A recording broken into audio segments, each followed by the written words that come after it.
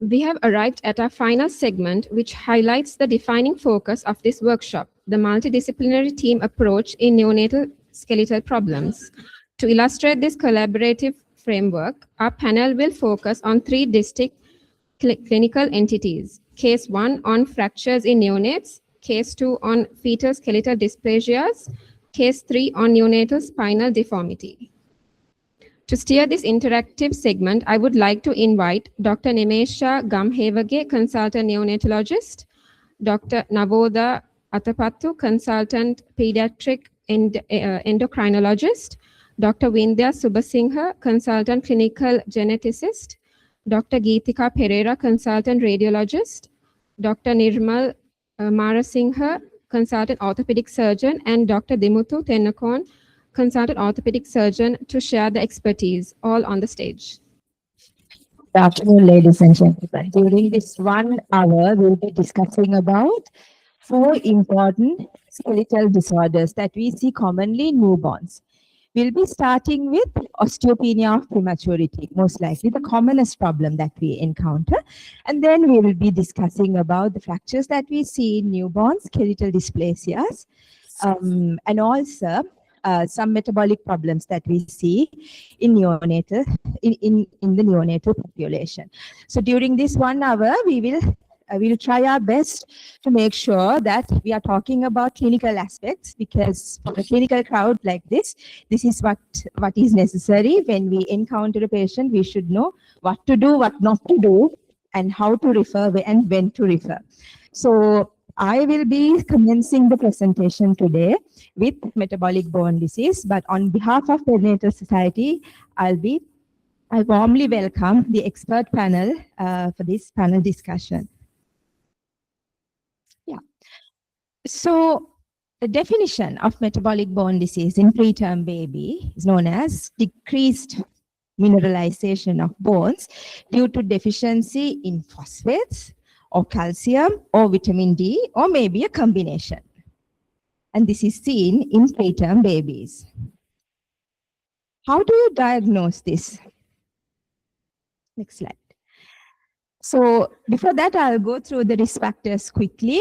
The typical risk factors would be those who are born less than 32 weeks, are very preterm infants, those who are less than 1,500 grams, that is very low birth weight babies, and those who are having nutritional problems, like when we have delay in establishing proper enteral feeds, and when we struggle with giving proper parenteral nutrition to these babies, and also those who are on chronic medication, like for example, diuretics and steroids. Can you remember why we use them in these babies?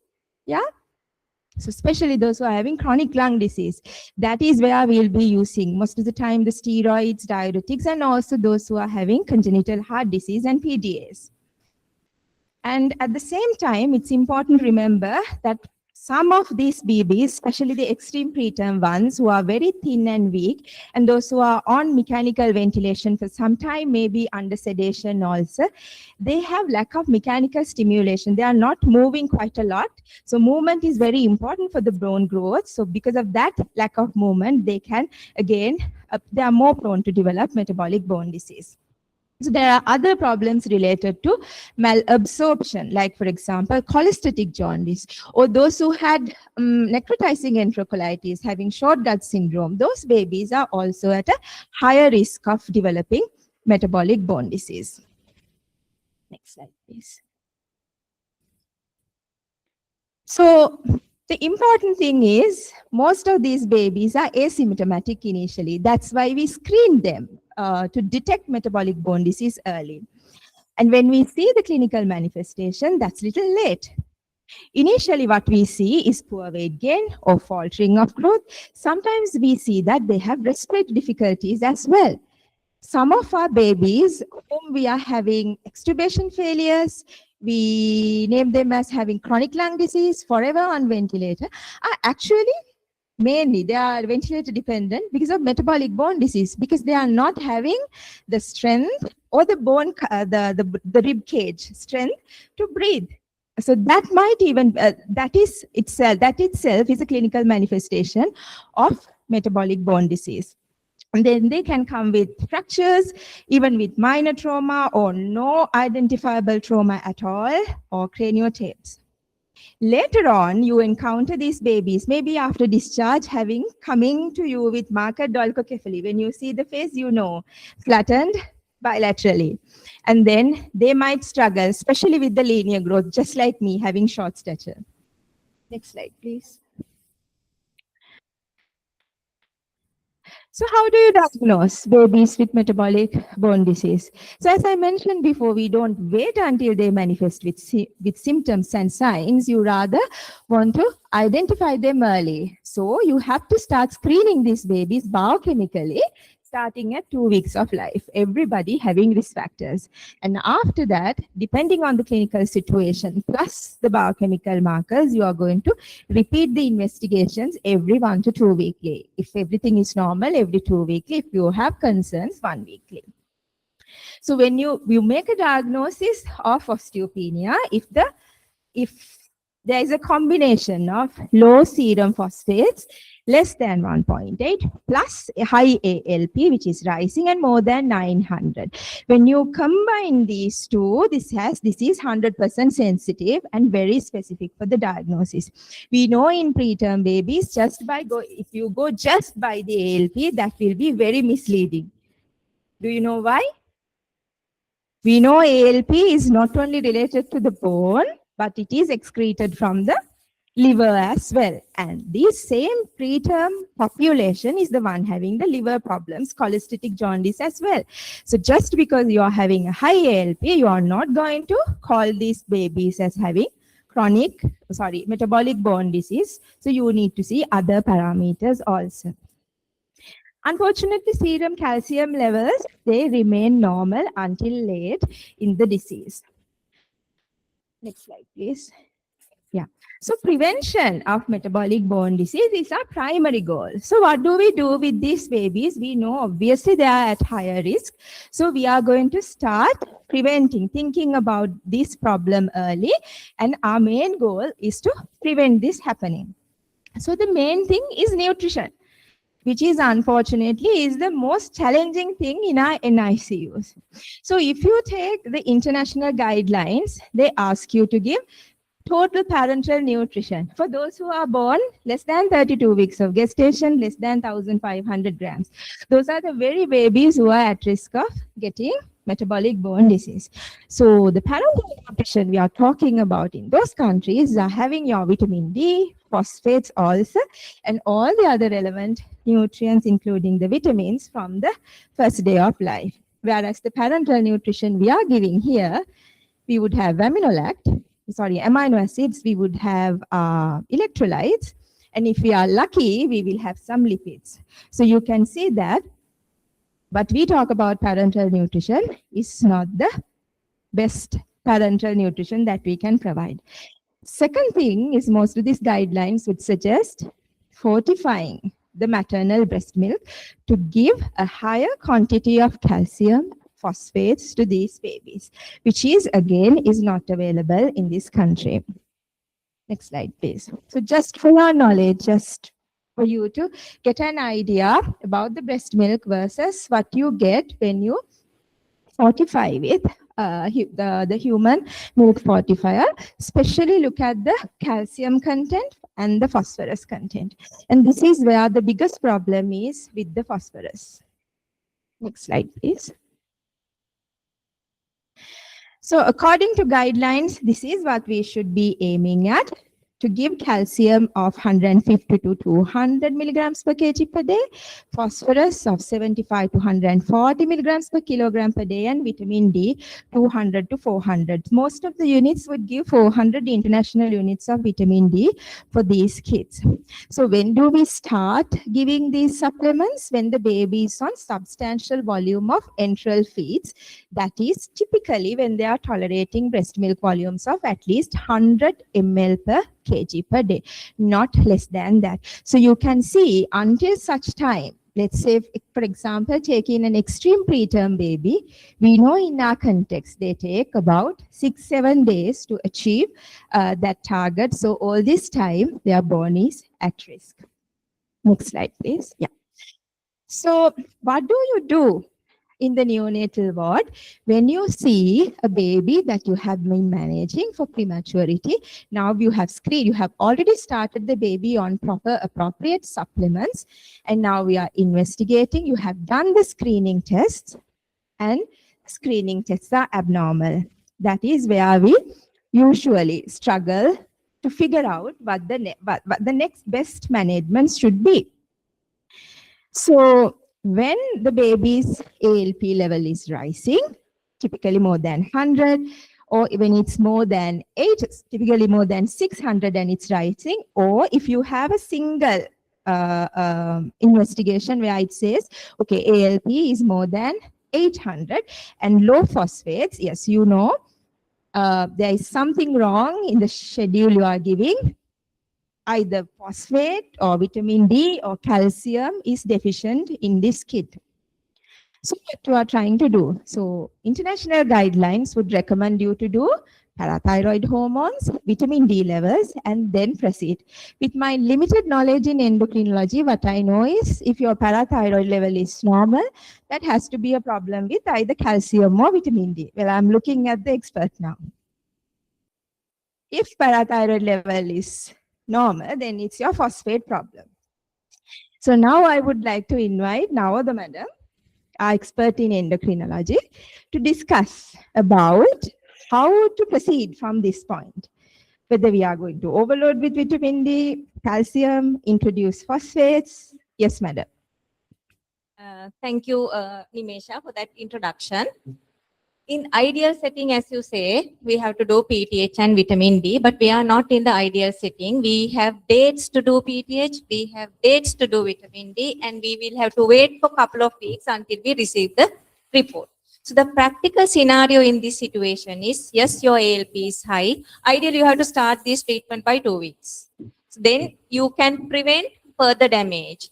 So at 2 weeks, you may start, if you don't have any other investigations to be done, say the baby is quite sick and there's no point in you doing ALP because the gut is abnormal, the cholestatic jaundice is there, you start vitamin D first.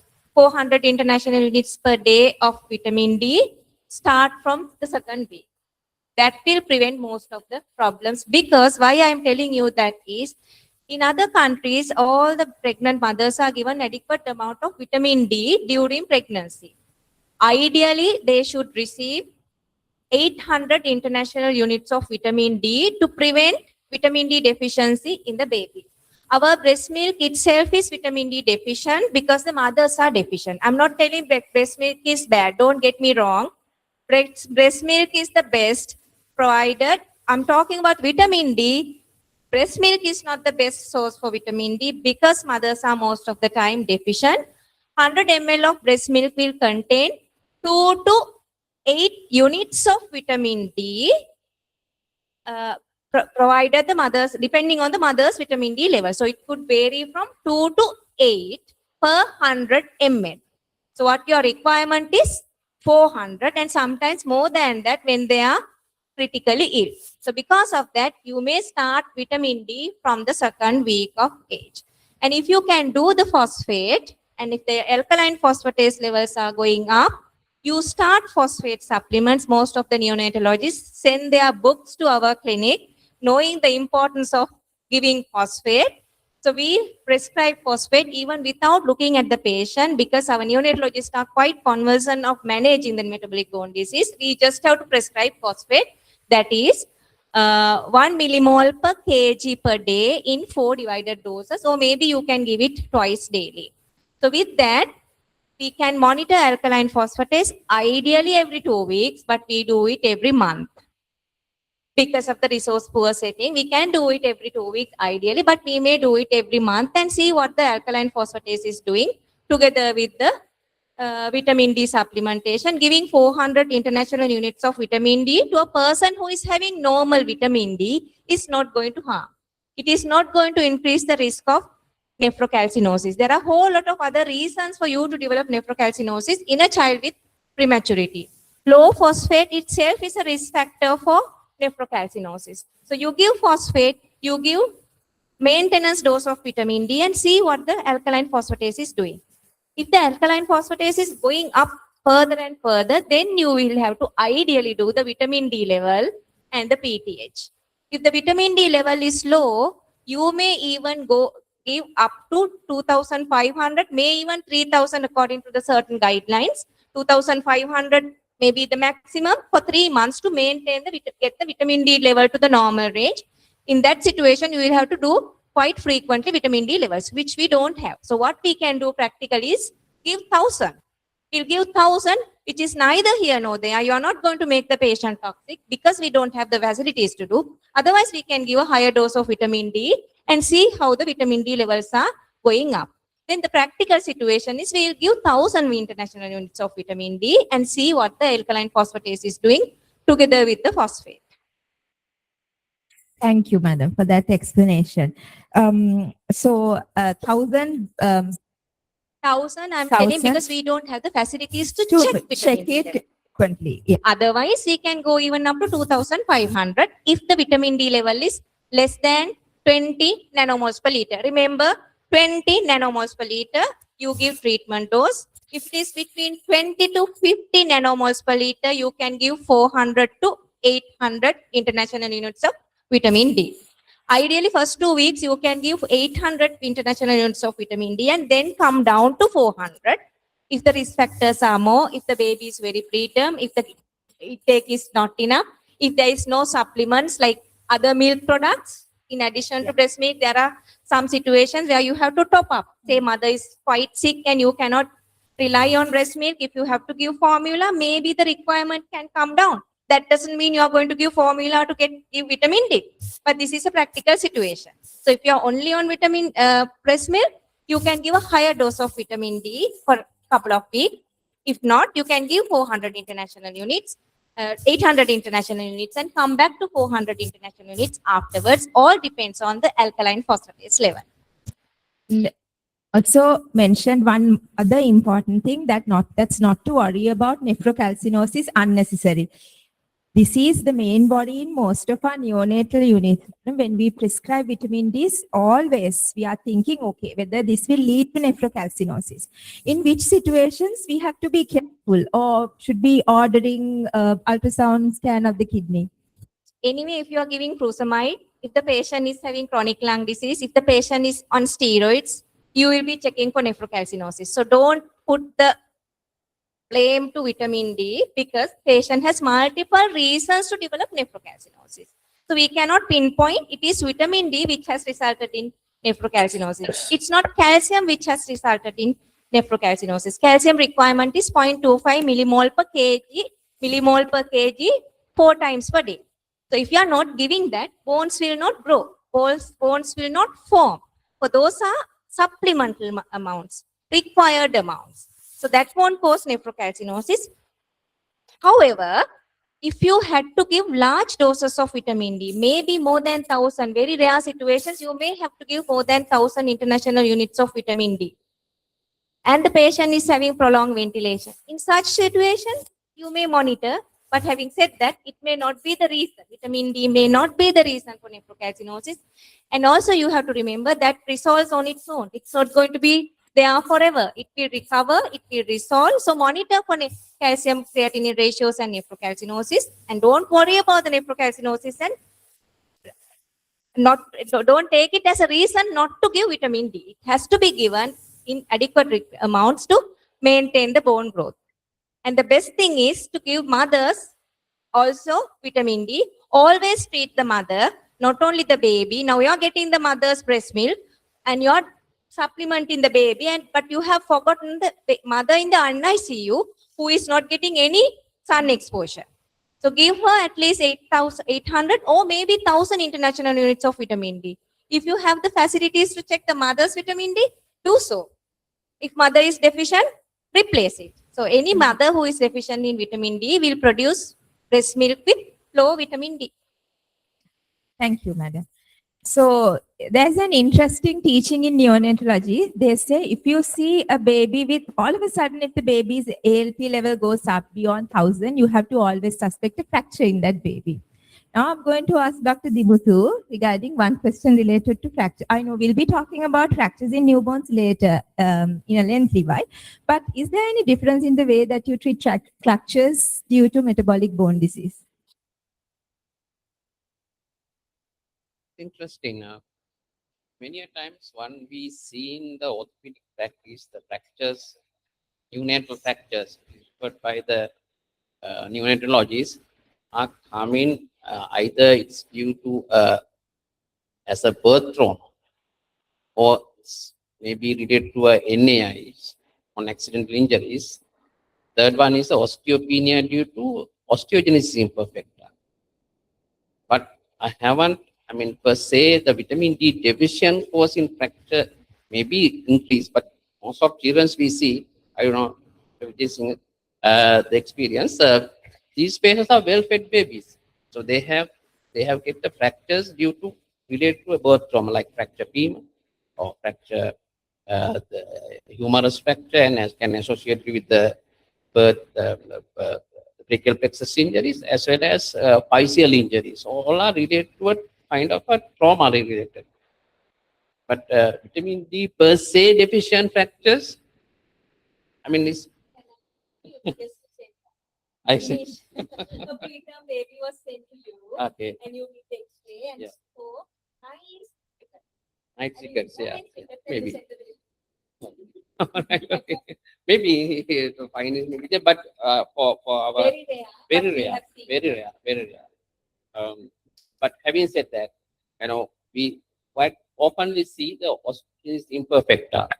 So that is the fracture, again, osteopenia, for the different reason. There are collagen issues. And then we see the multiple fractures, not only single fractures. And those patients, the management is quite different. So they need a metabolic environment. So it starts with a metabolic treating osteopenia with bisphosphonates, and I think you start very early at even 3 months of age and cyclical until they become a walking age.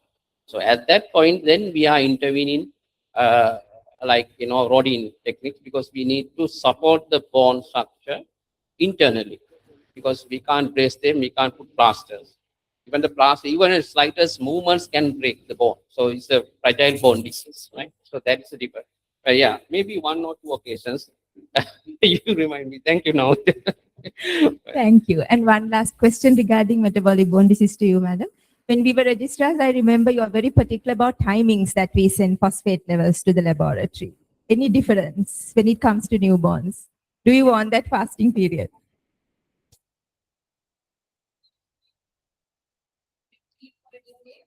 It's really indicated. So in between 2 feeds, you may send a phosphate. It doesn't make a major difference, even though the literature says that you will have to do keep patients fasting for 4 hours. Sometimes it doesn't make a major difference, but it is better to send before the next feed, any time of the day. But PTH, please do it in the morning. Vitamin D, anytime. Basics are always important. I have a question regarding the reliability of the vitamin D level, diagnostic test. Almost all patients, if you do vitamin D, is all deficient. I don't know.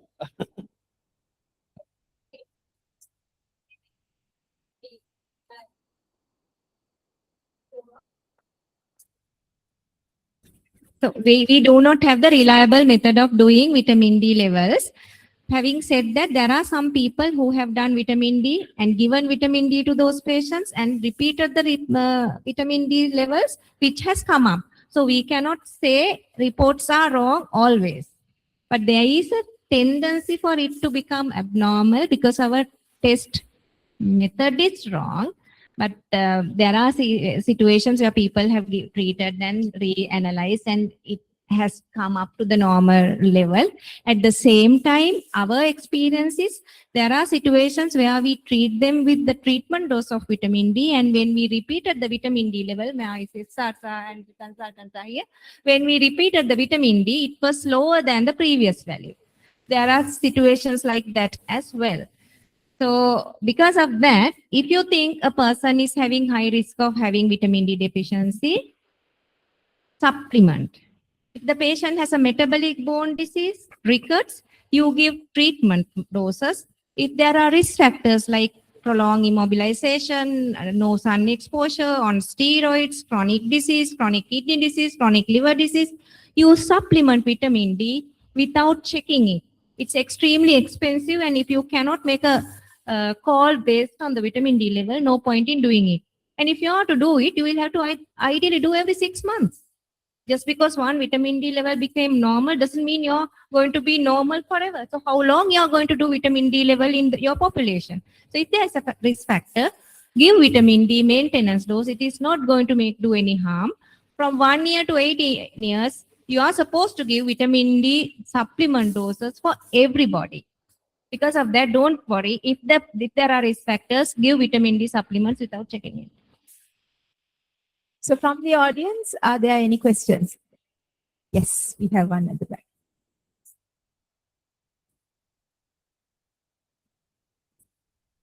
Yeah. If the phosphate level is low, I said we are giving phosphate. And if the calcium level, if you are not sure about the calcium intake, and if you don't have the reports to say whether it is calcipenic or phosphopenic, you can give calcium supplements 0.25 millimoles per kg 4 times per day. So how to find out in the absence of PTH and vitamin D, whether you are dealing with the phosphopenic situation or calcipenic situation. So the commonest reason for osteopenia of prematurity we know is low phosphate. You initially give phosphate and the maintenance amount of calcium and see how alkaline phosphatase behave. If the alkaline phosphatase is persistently going up, we are not giving adequate amount of calcium. There may be calcipenic or vitamin D deficiency situation. So you increase the calcium supplement to 0.25 per kg per day for 4 doses. And the vitamin D, you may increase the vitamin D supplements also to maybe 1,000. If you have the facilities, if the PTH is high, it is low calcium. If the PTH is normal, it is low phosphate. So before all of us get an overdose of vitamin D, let me move into the next topic. So next we are going to discuss about skeletal dysplasias in newborns. Not an entity that we encounter. Whenever we see a baby with skeletal dysplasia, we always scratch our heads and think, okay, now what's next? What investigations? How am I going to approach this baby? To whom am I going to refer this baby now? So let me invite Dr. Vindya, clinical geneticist at LRH, to discuss and enlighten us on how to approach a newborn with skeletal dysplasia. Over to Thank you. Vindya. Thank you, Dr. Nimesha.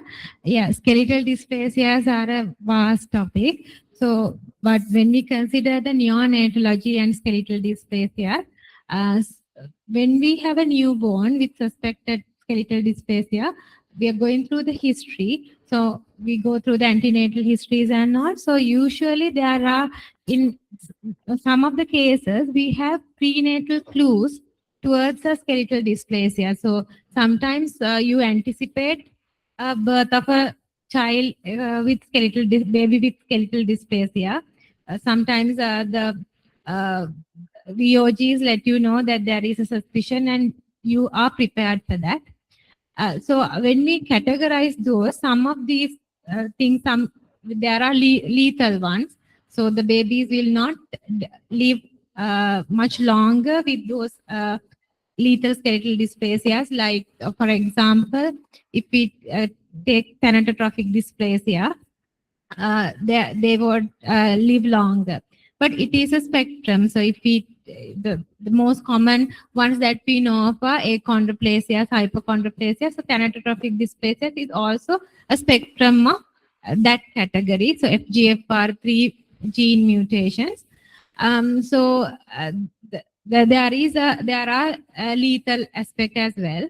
So in that aspect, what we should be doing is we sometimes from the X-rays we are able to come to a diagnosis.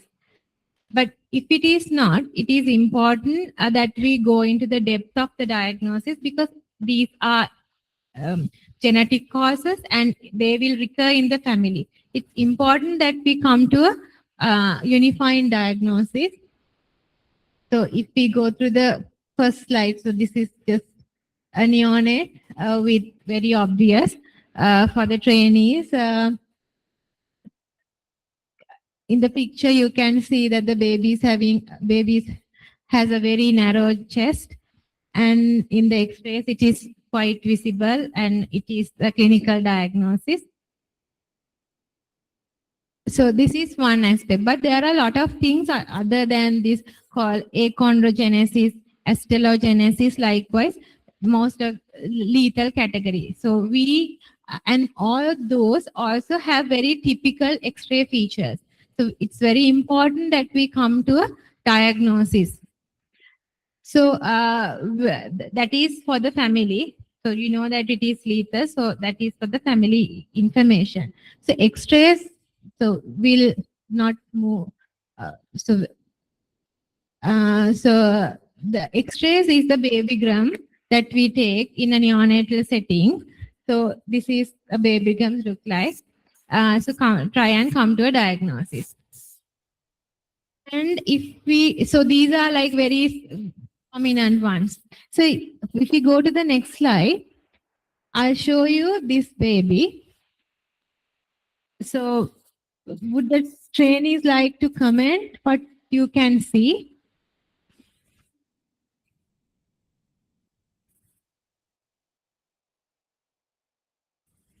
So look at the overall things. The skeletal ones might be little subtle, but the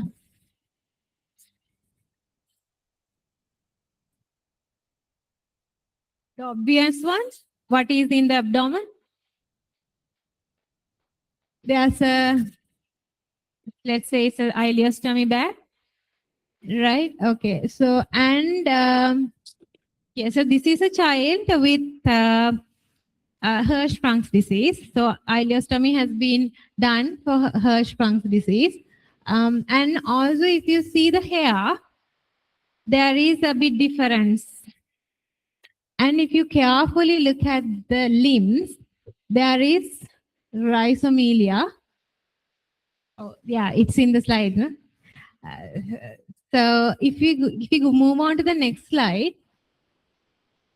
So in this picture also in the right hand, you can appreciate rhizomelia, as well as in the left side, there is limited extension of the elbow. So all in all, the hair abnormality, Hirschsprung's, and proximal limb shortening, there's a condition called cartilage hair hypoplasia. So this is what we need to do. So what I wanted to tell you is some skeletal problems might not be very obvious, but we might try and come to a diagnosis. So this is a autosomal recessive condition, and this child unfortunately passed away because this Hirschsprung's is so severe and is not tolerating any feed. So it is important that we come to a diagnosis. So that's one important message that I would like you to give. We have to try and come to a diagnosis. Some things may not be treatable, but it is important for the family. Right. Yes, this is not actually skeletal dysplasia, so we can stop there and continue. Okay. Now let me invite Dr. Geethika Perera, consultant radiologist from Lady Ridgeway Hospital, to discuss about the radiological stations of skeletal.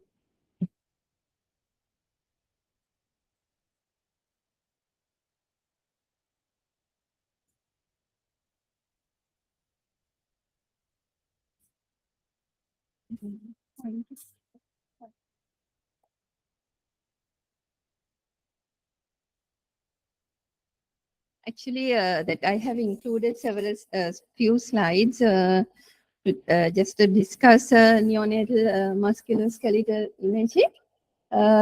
It's that X-ray and ultrasound scan that we can manage most of the musculoskeletal problems in neonates because that they have very thin subcutaneous fat.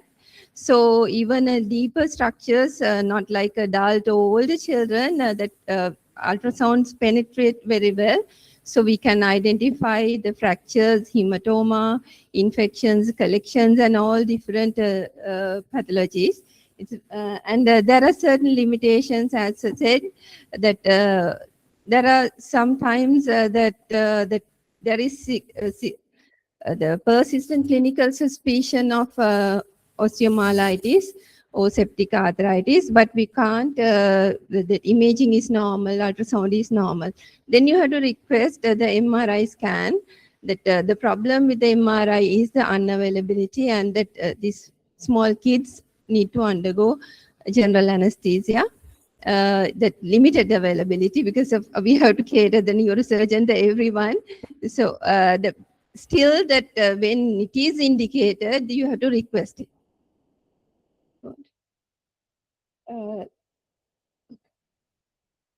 So that we'll go through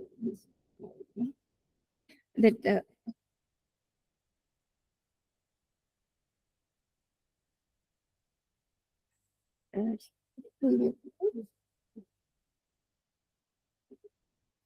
I want to show that this is a normal X-ray of the forearm of a small kid, that you can see nicely the epiphysis and this cartilage in between and this metaphysis, and that's a area called zone of provisional calcification. That is very important. That is the area that certain pathologies that involves. So this is the normal appearance, that this is the appearance you get in the rickets. Like that's all the, that you, in the rickets, you get cartilage hypertrophy. So that there is flaring, that all disorganized, this zone of provisional calcification. And this is an X-ray of a congenital syphilis, where that you get this loosened band, but the zone of provisional calcification is spared. We have to know the certain physiological things as well. There are normal variations. This is you can get 1 to 6 months physiological periostitis. That is very smooth periosteal reaction, usually bilateral and symmetrical in long bones. And this is the physiological periostitis. When this is pathological periostitis, that you can see very thick periosteal reaction that is secondary to that prolonged infusion of prostaglandin. And there are so many different pathologies that can cause pathological periosteal reaction. That you have to remember that the periosteal reaction is not always pathological. In 1 to 6 months, when if it is very smooth and thin, then we have to think about the physiological periostitis. And I have included some slides about the mechanical birth trauma related the injuries. That the commonest is a clavicular injury, and then the humeral fracture. Next slide. And this baby, that there is this is normal shoulder joint, and this left humerus is subluxed superiorly, but we can't see anything in the X-ray because that we can't assess the cartilage in the X-ray. But when we have when we did the scan, that we can see the cartilage in the scan, ultrasound scan, that we can see the fracture and dislocation through the epiphysis. And this is other important condition, that is in fractures in neonate, that unless it has happened in the birth, that we have to think about non-accidental injuries. That fractures are the second most common pathology. And then the dating of the fracture is become important. Then just we should have the idea about what these different things, how long will it take? It will take subperiosteal bone formation about 10 to 14 days, and for soft callus 14 to 21 days, and for hard callus 21 to 14 days. The non-accidental injury trauma, there are highly suspicious fractures like classic metaphyseal fractures, metaphyseal corner fracture, the bucket handle fractures, and posterior rib fractures, scapula, spinous process, sternum, and multiple fractures of different ages. These things that we have to think about possible non-accidental injury. And this is a spiral, the fracture femur, that usually the mechanical birth related trauma that we don't get, that it's rare to get femur fracture. And this is skull, the CT that's showing multiple fractures. That for skeletal dysplasias, that we need the stepwise approach. That we have to look the global morphology. We have to identify which part of the limb, which part of the body is involved, whether the axial skeleton or the limbs are involved. And then if it is limbs, then we have to classify whether it's right proximal segment, distal segment, or whole limb is involved. And then we have to assess the whether it's demineralized or sclerosed, and that we have to assess the X-rays in systematic way, the skull, spine, pelvis, and long bones. And there are specific signs that indicates specific disease pathologies like trident hands or bell-shaped thorax. The diagnostic workflow fetal skeletal dysplasia start from prenatal ultrasound scan. Ultrasound scan done around 20 weeks. We can assess the entire skeleton of the fetus from head to toe, like head circumference and these clavicles, limbs, the length of the limbs, and this proximal segment and the distal segment, and spine.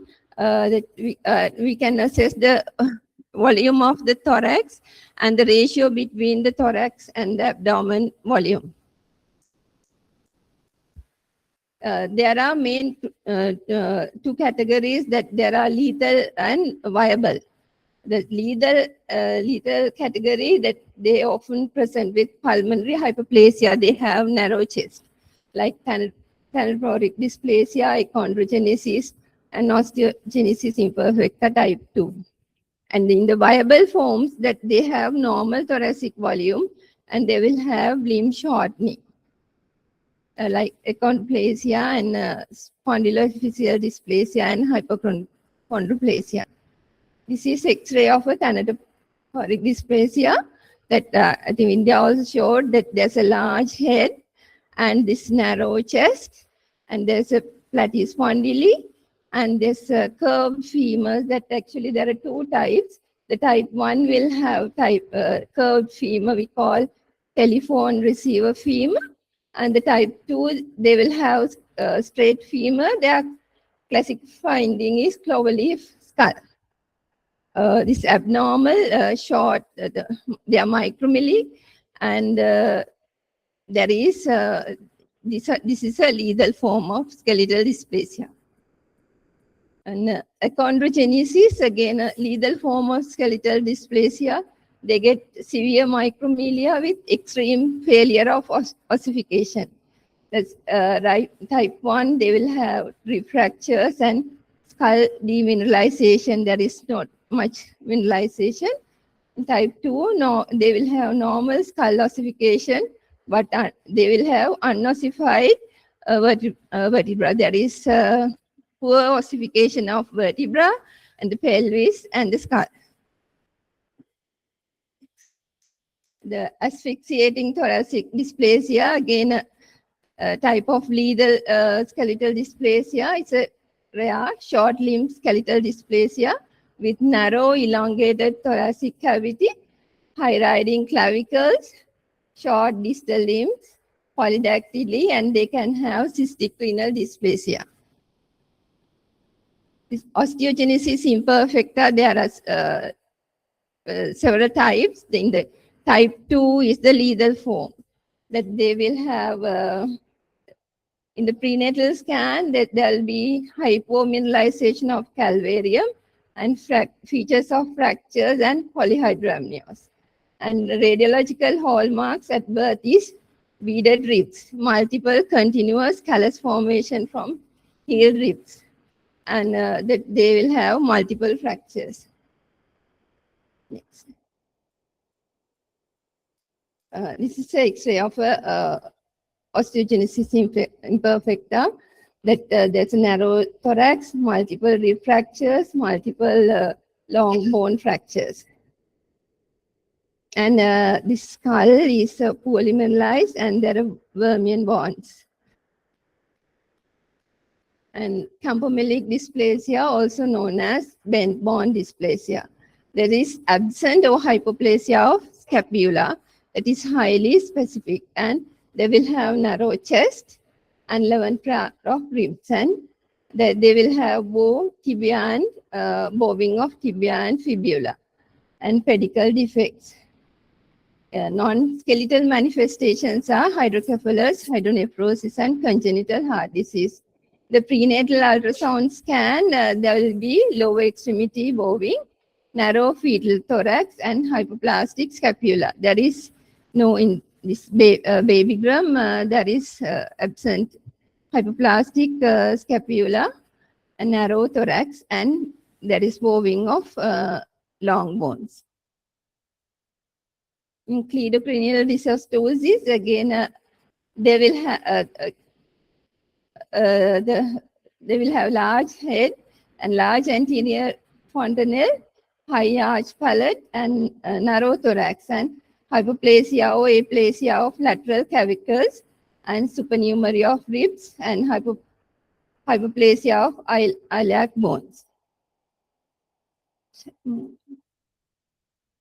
Achondroplasia, this is a kind of rhizomelic dwarfism, that proximal segment of the limb is shortened, and this is the most common skeletal dysplasia. The prenatal ultrasound, that we can assess the short femur and trident hand and frontal bossing and depressed nasal bridge. They will have large head and large anterior fontanelle and vertebral scalloping. And this is the X-ray that there is narrowing of the interpedicular distance from L1 to L5. This usually we should get widening of the interpedicular distance. Here there is narrowing of the interpedicular distance and short iliac wings and champagne glass bottle-like pelvic inlet. This is again an X-ray of achondroplasia. This proximal segment is shortened and there is metaphyseal widening, and this is X-ray of a trident hand. That trident hand is short and thick fingers, or nearly almost all fingers are in same length with a wide gap between the middle and the ring finger. Actually, I will not go into much detail. Shall we do later? Thank you, Dr. Geethika. Are there any questions related to skeletal dysplasias from the audience before we move on to the next case?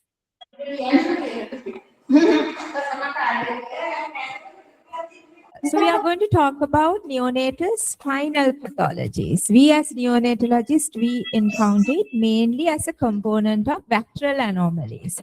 So now I would like to invite Dr. Nirmal Marasinghe, consultant orthopedic surgeon of Lady Ridgeway Hospital, to tell us about the other conditions, the common conditions that newborns can develop spinal abnormalities.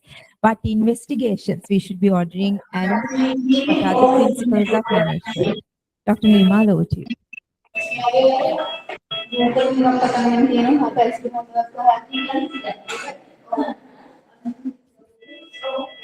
Okay. Sorry to jump in because I'm in between cases and today's my theater list.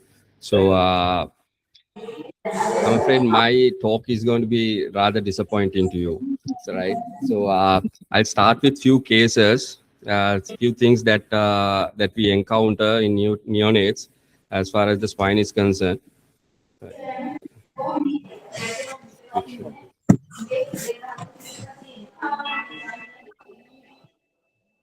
This way. Right.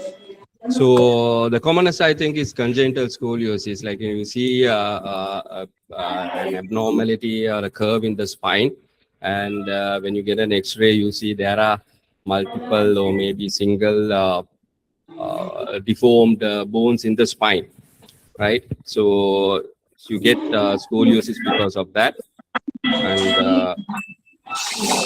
and usually they are of two forms. Like you can have formation defects of the spine. So that means the bones are not properly formed. They are in abnormal shape.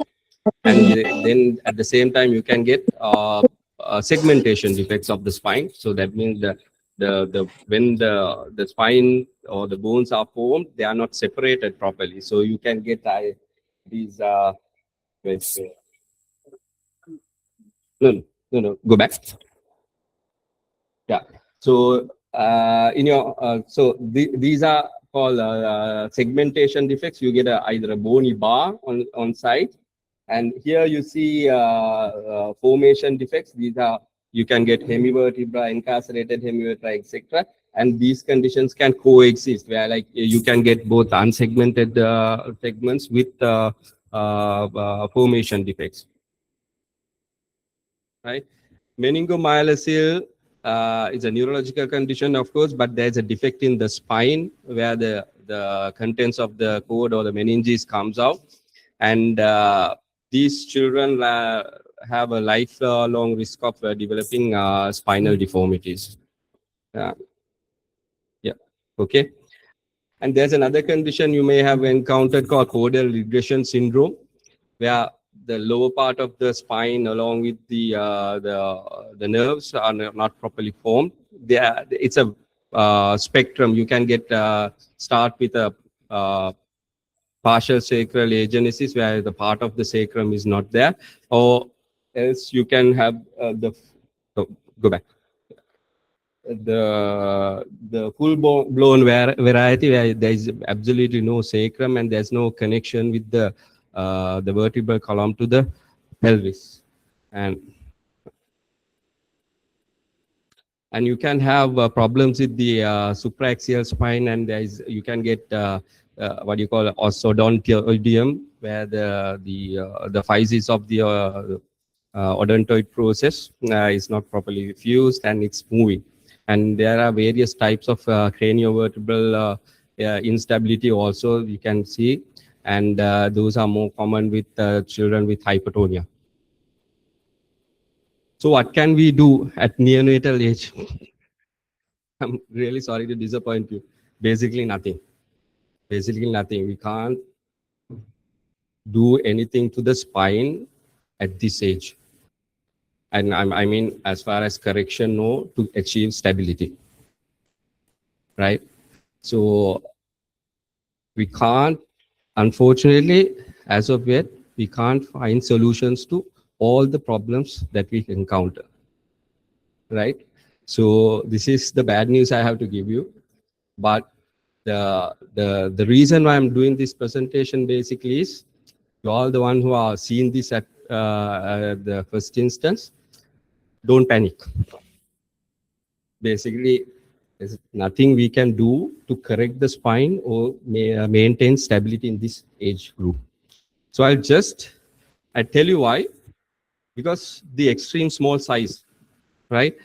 To achieve stability in the spine, you need to at least put something externally or fix it, right? The bones are very small. You can't put a hairpin into that bone, right? At this age. So how we stabilize the spine is basically we either put screws or rods into the spine and straight fix it. So it could be a full segmental fusion or a small area. Whatever it is, At this age, you can't instrument the spine. And in a neonate or an infant, it's not big enough for us to put a cast or a brace. Right? Right? And the other thing is, at this stage, there's no head control, there's no trunk control. We can't assess the deformity of the spine, right? So whether it's due to pure hypotonia or whether it's because they are too small, they don't have any head control or small trunk control. So it's very difficult for us to just determine the full extent of the deformity, right? And they are unable to stand. When their child is unable to stand, even if an older child, if you try to brace them, it's going to be very difficult to them because they can't stand up. They are always sitting, right? The smallest screw that we have at the moment is 3.5 millimeter screw, right? The entire bone is smaller than that at neonates, right? So, and the other thing is bones are soft, they are cartilaginous, they don't have a good fix, right? So I'll just tell you what we can do and at what age so that you can get an idea of what are the available things, right? The earliest that we can go and do some intervention to a spinal deformity is somewhere around 1.5 years, a big child of 1.5 years, 1.5 years to 2 years. What we do for spine deformities, we start with what you call the casting. We can put the full cast like a POP, or these are synthetic casts, around the chest and try and maintain the deformity as it is. Because if you go and fix a child's spine before bone maturity, then the spine is not going to grow, right? And the thoracic cavity is not going to grow.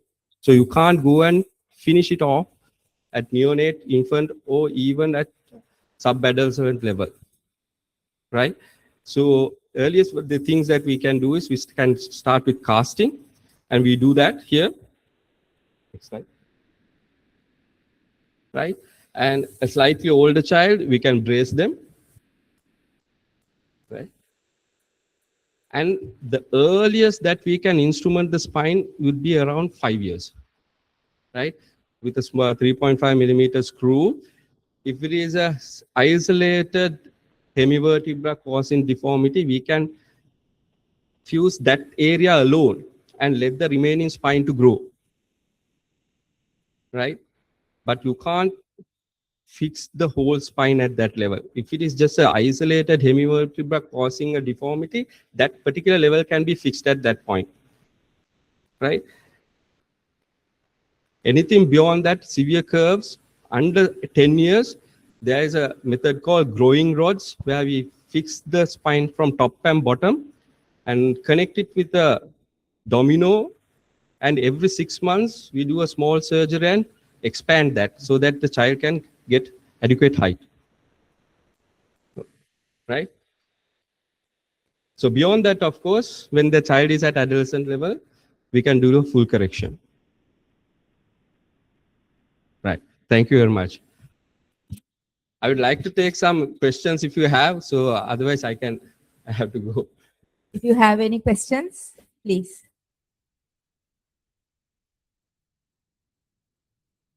Dr. Nirmal warned us it's going to be disappointing, but we don't agree with that. Thank you very much for the interesting presentation, because it's important for us to know the spectrum. Because what you told us is completely new to us today. So it's important for us to know what can be done as well as what can't be done with newborns. So if there are any questions, because he has to leave to the theater. Right. Thank you very much. Thank you very much. Right. So now we are moving on to our last discussion about fractures in newborns. So I would like to invite Dr. Dimuthu to enlighten us about the common fractures that you have seen in your practice and share your experience with us. I think everyone's hungry now, even including me. I have the fractures. So I go through some cases, I think maybe few cases, just to highlight what things we should look in managing these fractures at this age. Yeah. So So this is a common situations we get babies from Castle Street, DMH, in the middle of night. They are very scary. Calling a on-call team that there's a fracture in the femur and urgent thing to be done, right? So so don't get excited in fracture. So in this age, because most of the time the fracture will remodel and it become a normal femur, right? So only thing is we have to manage the parents, and then the rest is take care of by the nature, right? And then give the baby comfortable time, and then leave that baby mother relationship. I mean the breastfeeding and this, so that is very important to talk to the parents and the relations, because I know that they don't get the proper advice. They come and personally meet in the private sector and what that should do. So we don't surgically manage. These are all conservatively management, right? The number one. So first, any fracture you want to exclude the NAI. So don't discharge until it is non-accidental injury. So that otherwise the results may be very, baby has to pay the price with life, right? So NAI should be excluded. And then pathological like osteopenic bones, you have to think about OI and then refer to a respective metabolic team to look after, improve the metabolism. So if it is not there, and then how do you manage this? There are different ways we have described in our orthopedic management, but is the simplest way of managing a fracture femur is applying the Paulic harness, right? So not even the traction. You see that, because what I'm saying is, so when you have the fracture, all the deformed forces are by the muscles. So the muscles act on the distal fragment and causes the deformities and pain. So how do you have to reduce the movement in between the two fractures. So then applying this Paulic harness, you can realign the distal fragment in line with the proximal fragment. So what happens is, as causes the hyperflexion of the proximal fragment, you can bring the distal fragment to the inline. So you can simply things you can do just after birth. You can keep a roll towel under the knee, bend the knee, and then flex the distal fragment and keep a side bump to prevent it, abducting and external rotating until you get the Paulic harness. Paulic harness not available at, so we have to make it or buy, and then you put a Paulic harness. So then by then you can discharge the baby, and then how to manage the rest of thing like changing pampers and these things. So you can teach them. I usually don't treat them in traction. So traction sometimes dangerous in this age. Why I'm saying is, so when you put a traction or gallows traction, it will hyperextend the knee and causes the vascular effect. So it creates the compartment syndrome, and you have to manage the skin because it can skin ulcers. And then of course there is no bond between the mother. It's very difficult to breastfeed. So I don't use a gallows traction, and extreme I basically zero. So I use them Paulic harness or support around this thing, and so that what I message, and then you can, so that later by 2 weeks it will heal. So only the next condition you have to anticipate what the parents will ask you about. You will expect a huge amount of callus, and it looks like a tumor. So if the baby have a big thigh with hard bone inside, so the parents get they worry in because of there is a tumor or lump. So that you have to in advance tell parents that there will be that will reshape with the time because of the remodeling. And you can see, you can have, in my practice, there is a post of remodeling that you can show the parents that nothing will happen. There won't be any shortening. There won't be any deformities if you manage because remodeling capacity of this age group, right? And you can see how nicely remodeled the same fracture with the time. So don't take other things I want to elaborate is don't take regular x-rays. X-rays are harmful, in neonates. So we can take, x-rays maybe few months time, 3 months, 6 months or 1 year like that, right? Don't take, monthly x-rays, right? So it's take home messages. So exclude the NAIs, exclude the metabolic conditions, then you treat with supportive treatment. Paulic harness is the the appliance of choice in this age. So next, I want to tell about the clavicle fractures. So the clavicle fractures also we see. So they can associate with nerve injuries, brachial plexus, and it can associate it with bilateral and multiple. Then you have to exclude NAIs, right? Clavicle fractures, of course, can manage conservatively, and that will heal. Again, tell that parents that there will be a bump or lump. Don't worry, that will remodel, and don't take frequent exercise. And of course, in an older age, usually the pain, how it happen is when they try to, lift the child under the armpit, when you hold it, that causes a pain. So don't, neonates, of course, that won't be a problem. And the next is elbow. Elbow can be fracture in the humerus or distal physeal separation. So in neonates, what happens is the weakest part of this is not on bone, it's a physis. The physis can, disrupt either in the proximal or distal. So when they have the, sudden the delivery, the obstructed labor, so that can disrupt the physis, and it's called physeal injury type 1. Short is type 1. And you can see that the distal part usually, almost always, it goes to the medial side. So displacement is medial in relation to the humerus, and it dorsally. So that don't worry about, don't try to, most of time it mistakenly say that it's an elbow dislocation. It's not a dislocation, it's a physeal separation. So we can manage again conservatively, no need of reduction. We don't do reduction because there's a beauty of remodeling. You can see the same patient. You can use the ultrasound scan. Earlier, Dr. Geethika was mentioned about, you can't see the cartilage part. Most of the cartilaginous part you can't see in the x-rays, and you can do ultrasound scan, make the confirm, and then we can let it heal on its own. And basic, the most important thing, again, the pseudoparalysis, they come as pseudoparalysis, exclude the infection also at the same time. Septic arthritis, don't miss. So you can see the remodeling capacity. See this one, and finally it's get a normal elbow. It's a matter of reassuring and reassuring. Finally, the last case is repeated fractures. Multiple repeated fractures of multi-levels. Again, NAIs is a must. But when we have osteopenia, and the bone is fragile bone, and if you see the multiple fractures, bilateral, healing, again fractures, you see that this is a child I have a longest follow-up, and it's quite interesting. I know this child is now an engineer and working, and then it's a 2001 date of birth, and then repeated fractures, right? So it's important. In one stage, need the internal brace. So that means a surgical. So 1 year after, we need to give them a rodding. We have to put the rod into the bone because you can't prevent fracture occurring in spite of good metabolic care. So this child unfortunately went on fracture, then end up with this situation. See that?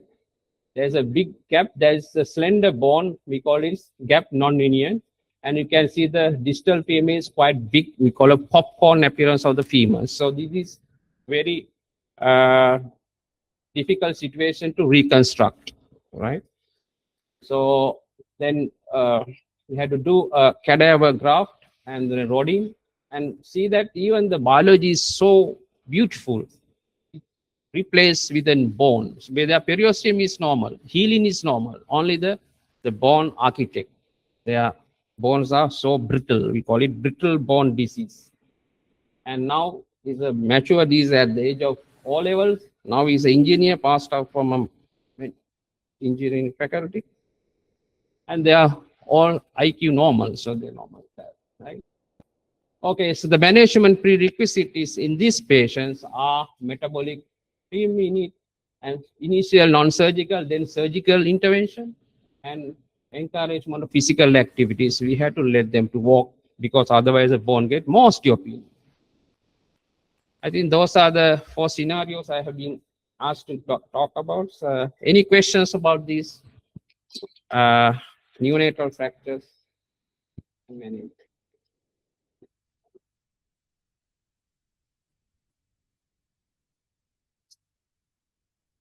unfortunately, because fractures happen, can in the middle of the night. So if you don't want us to disturb, what advice would you tell the audience if you see a classical fracture? If you see a numerous fracture, those are the two common fractures that we see at birth injury. What should we do until the contact? So two things you have to exclude is neurovascular, right? Of course, I mean difficult, but vascular. If there is a no compare, I mean it can be due to trauma. Even neonatal we see in road traffic accidents nowadays, right? But at birth, usually it's not the severe trauma, but the fracture only per se. So management. So as I said before, get the comfortable position. Just support and confirm with the X-ray first, right? Confirm with the X-ray. There's a deformity, and then neurovascular. You have to distal neurovascular check it, and then you have to speak to the parents. So that's the management of the answers. Parents are the most important. Otherwise, they are very worrisome because they have come for the delivery and then have another problem, right? This is not the fault of VOGs. It can happen to anyone. Even during cesareans, there are many fractures. It's not only vaginal. So it is, and then is no need to see in the middle of the night by the orthopedic surgeon. So you can refer the next available clinic, right? And then because I have seen many times you are coming to bring in with the incubator with a busy clinic in the pediatric practice, a lot of crowd, yeah. So there's no emergency as such, right? There's no emergency as such. We have that WhatsApp, we can send the picture, then we can say that. And important thing is when you are discharging, don't exclude the NIs. And if there's a pseudoparalysis, exclude the infection. And then rest is we can see as a cold case, yeah.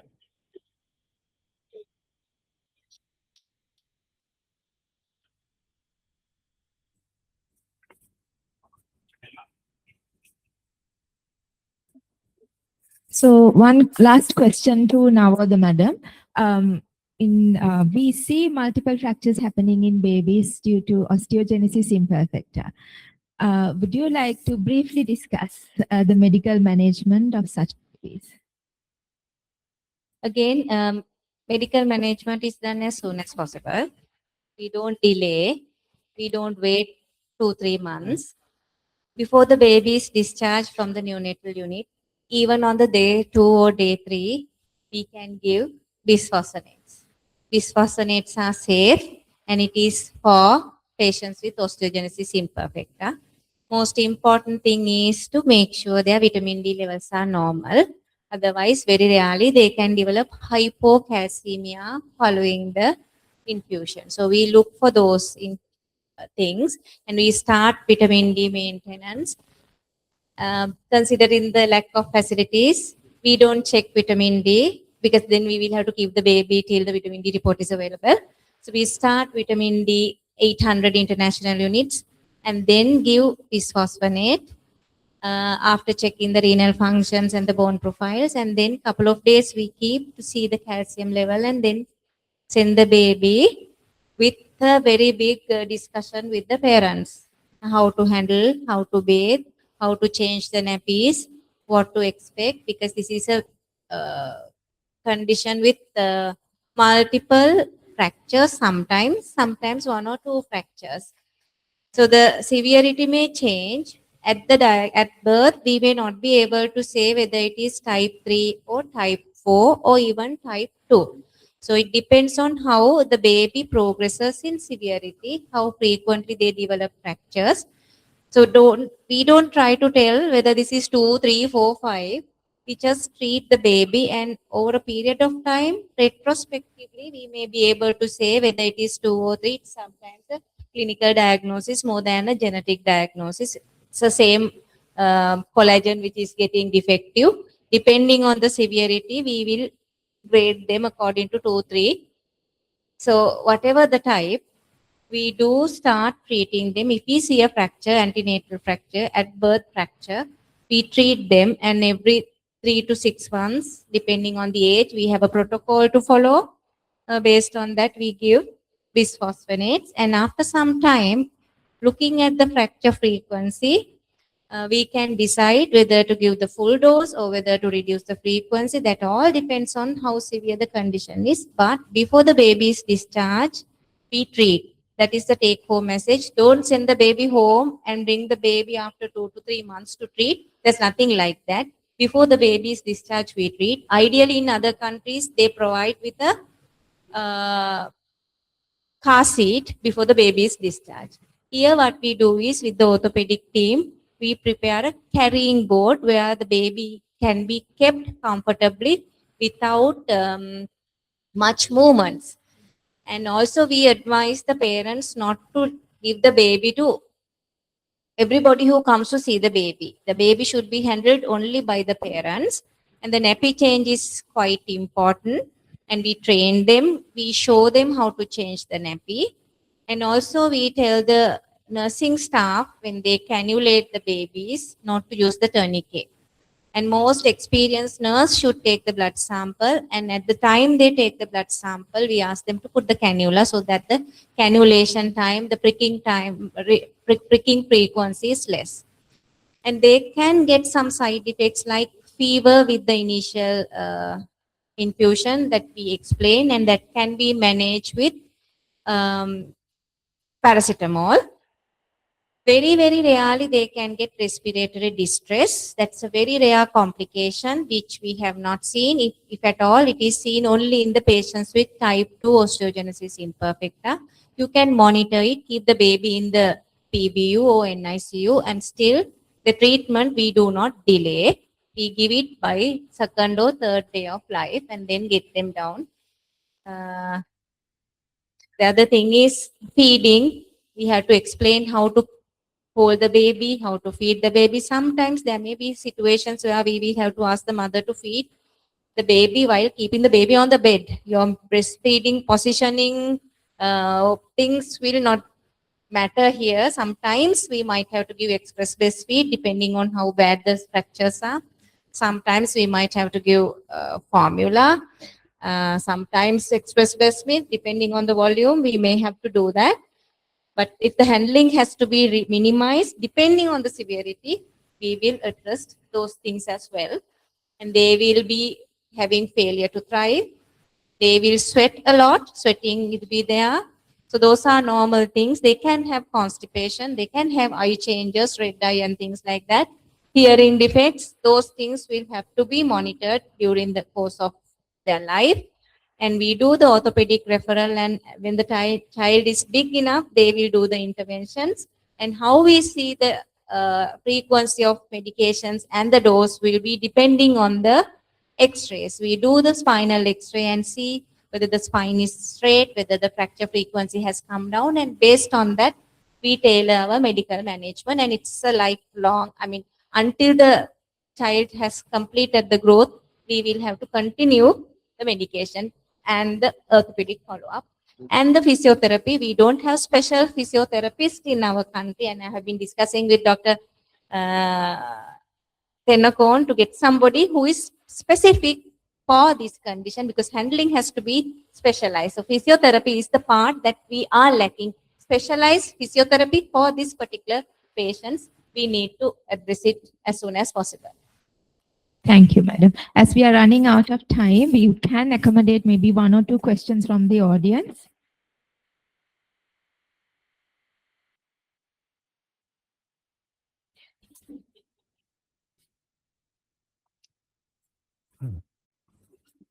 My name is Dr. Akalanka. I am the first person who delivered the thing.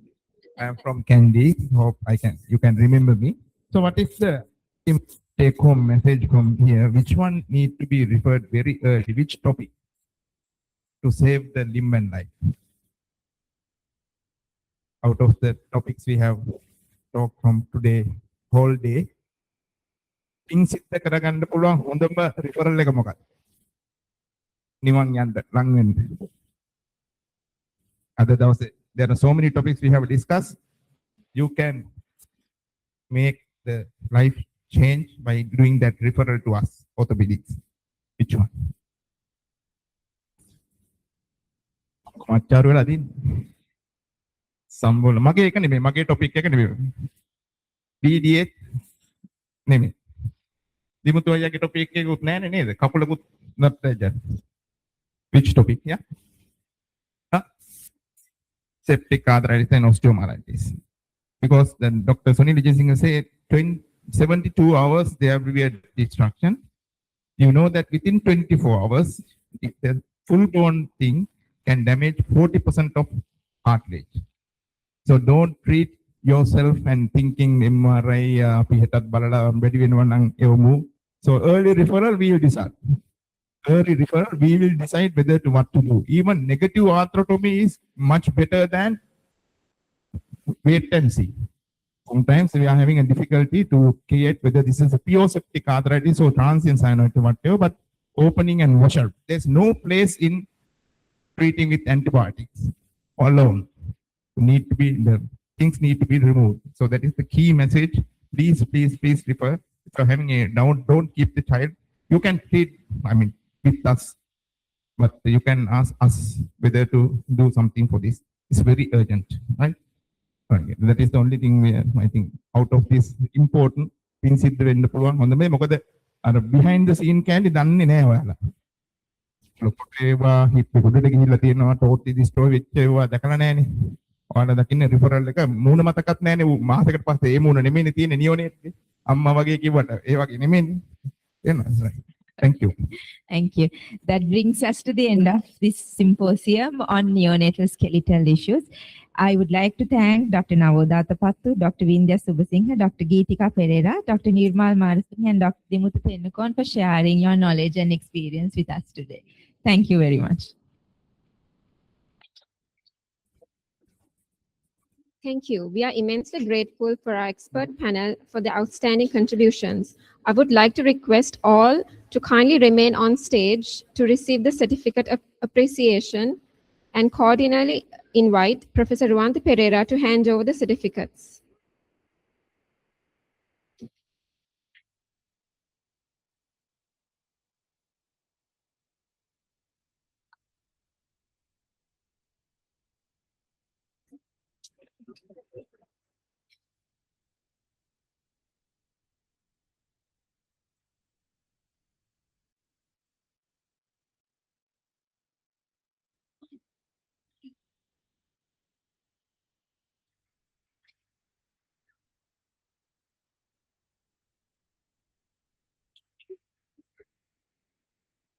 May I now invite all guest speakers on stage for a group picture.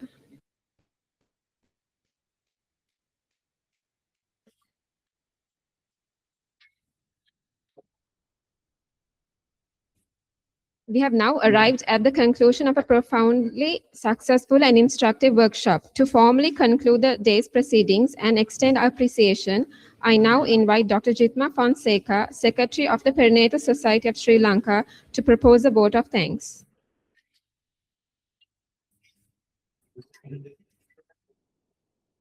Good afternoon, everyone. As we conclude today's workshop, I would like to propose a final vote of thanks. Our sincere gratitude goes to Hospital Administration of LRH for providing the auditorium and supporting the event. And I thank two presidents of the societies for their involvement in synergy of the optimal care of the neonatal with orthopedic issues. I especially thank to all hospital administrations for their official release of staff and granting duty leave, which was vital to the success of this event. And I thank all our specialist speakers for your valuable input. And I especially thank Dr. Amila Ratnayaka, who is our pediatric, who was our plastic surgeon, who shared his PowerPoint recorded presentation with us. With his input, unfortunately, with the time constraint, we could not run it, but we will share it among all the participants. And I deeply appreciate for your tolerating of this discomfort caused by the lack of AC in the auditorium at the beginning and few minor technical difficulties which we encounter with the hybrid event. Finally, thank you all the participants for your physical and online participation and dedication to advancing neonatal skeletal care. And I would like to thank our sponsors, Vitabiotics and Clinicon for providing refreshment and your lunch. Thank you.